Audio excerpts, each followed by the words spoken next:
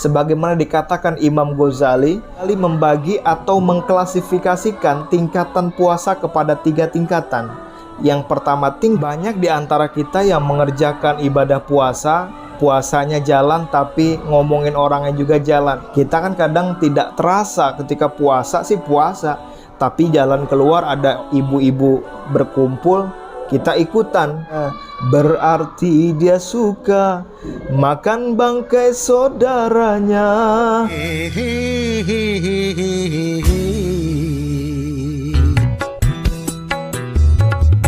Teman-teman, mohon kesediaannya untuk mendukung channel ini dengan cara like, komen, dan subscribe, supaya Anda tidak ketinggalan info-info menarik lainnya. Saya doakan, yang subscribe dimurahkan rezekinya oleh Allah Subhanahu wa Ta'ala. Amin. Assalamualaikum warahmatullahi wabarakatuh. Bismillahirrahmanirrahim. Assalatu wassalamu ala rasulillah. La hawla wa la quwata illa billah, amma ba'd. Sahabat YouTube channel Khairul Umam Official yang mudah-mudahan dimuliakan Allah Subhanahu wa Ta'ala. Alhamdulillah hari ini kita masih dapat menjalankan ibadah puasa. Mudah-mudahan segala aktivitas ibadah kita pada bulan Ramadan diterima oleh Allah Subhanahu wa Ta'ala. Sahabat yang mudah-mudahan dimuliakan Allah Subhanahu wa Ta'ala, yang ingin saya sampaikan bahwa puasa tidak hanya sekedar menahan lapar dan haus, tapi ada nilai-nilai yang mesti kita jalankan juga. Di antaranya, puasa mengajarkan kita untuk puasa mulut, puasa mata, puasa telinga, dan puasa seluruh anggota badan. Sebagaimana dikatakan Imam Ghazali membagi atau mengklasifikasikan tingkatan puasa kepada 3 tingkatan. Yang pertama tingkat awam, yang kedua tingkat khawas, yang ketiga adalah tingkat khawasil khawas. Tingkat awam itu dia yang menjalankan puasa dengan menahan lapar dan haus, kemudian dari segala yang membatalkan. Itu yang awam. Kemudian yang kedua adalah selain itu, dia juga mempuasakan anggota tubuhnya. Matanya berpuasa, mulutnya berpuasa, telinganya berpuasa. Dan yang terakhir, tingkatan ini berat. Biasanya puasanya para nabi, yaitu dia meninggalkan segala kemewahan yang ada di dunia.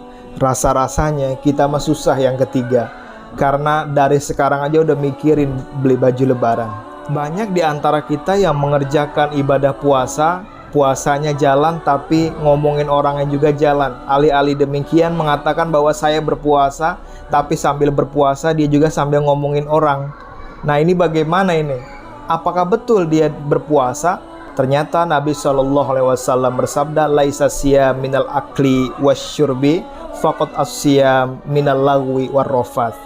Jadi tidak dinamakan puasa itu cuma menahan lapar dan haus, makan dan minum, tetapi puasa itu adalah menahan dari al-lagwi warrafath, dari perkataan sia-sia dan keji. Nah, di antara perkataan sia-sia dan keji itu adalah membicarakan kekurangan orang atau ghibah. Ghibah itu kan artinya membicarakan kelemahan orang yang orang itu tidak akan ridho ketika kita bercerita. Orang itu tidak akan senang ketika kita membicarakan, misalnya tentang aib dia, tentang kekurangan dia, tentang apa saja yang membuat dia malu. Itu adalah definisi dari ghibah.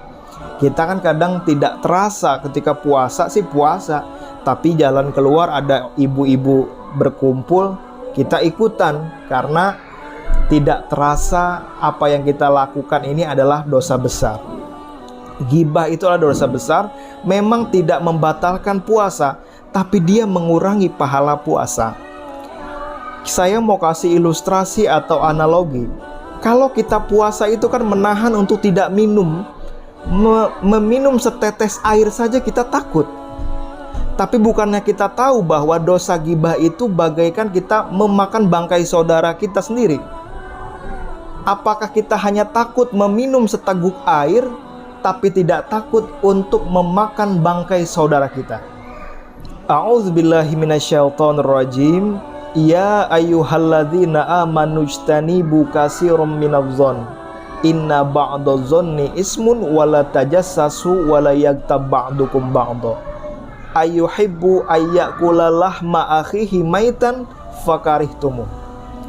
Kata Allah Subhanahu wa ta'ala, wahai orang-orang yang beriman, jauhilah oleh kamu prasangka, karena sesungguhnya sebagian dari prasangka adalah ismun, dosa. Wala tajassasu, dan jangan kamu mengulik-ngulik, mencari-cari, wala yaghtab ba'dukum ba'dha, dan jangan menceritakan di antara kamu sekalian. Ayyuhibbu ayyakulalah ma'akhi maitan, apakah kamu mau memakan bangkai saudara kamu?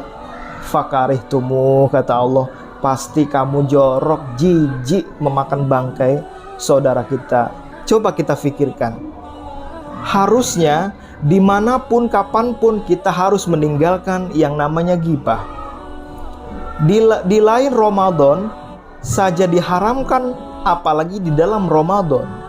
Maka selain pahala kita berkurang, kemudian dosa kita akan bertambah, pahala kita ditransfer, dan kita bagaikan memakan bangkai saudara kita sendiri. Jadi dosanya bertumpuk, pahalanya habis. Pahala puasanya habis dan pahalanya kita pun akan habis. Nah, ini yang harus kita cermati bersama. Saya teringat salah satu lirik lagu yang disampaikan oleh Rhoma Irama. Maukah kau tanggung dosa dari orang lain, sedangkan pahalamu kau berikan kepadanya? Siapa yang suka membuka aib temannya, berarti dirinya lebih hina dan tercela. Siapa yang suka menggunjingkan sesamanya, berarti dia suka makan bangkai saudaranya. Jangan Anda berbuat ghibah. Mudah-mudahan lagu tadi yang disampaikan oleh Pak Haji dan pengantar yang tadi saya sampaikan membuat kita sadar, dan pelan-pelan kita buang kebiasaan buruk itu. Saya yakin itu pasti berat, karena asik banget ngomongin orang itu, luar biasa asik. Apalagi kalau kita tidak mendawamkan ibadah yang lain seperti membaca Quran, akhirnya kita bosan ngomongin orang dan lain sebagainya. Mudah-mudahan kualitas ibadah puasa kita semakin hari semakin meningkat, sehingga apa yang telah menjadi output yang Allah tetapkan menjadi hamba Allah yang bertakwa dapat kita capai. Wallahul muwaffiq ila aqwamit thoriq. Wassalamualaikum warahmatullahi wabarakatuh.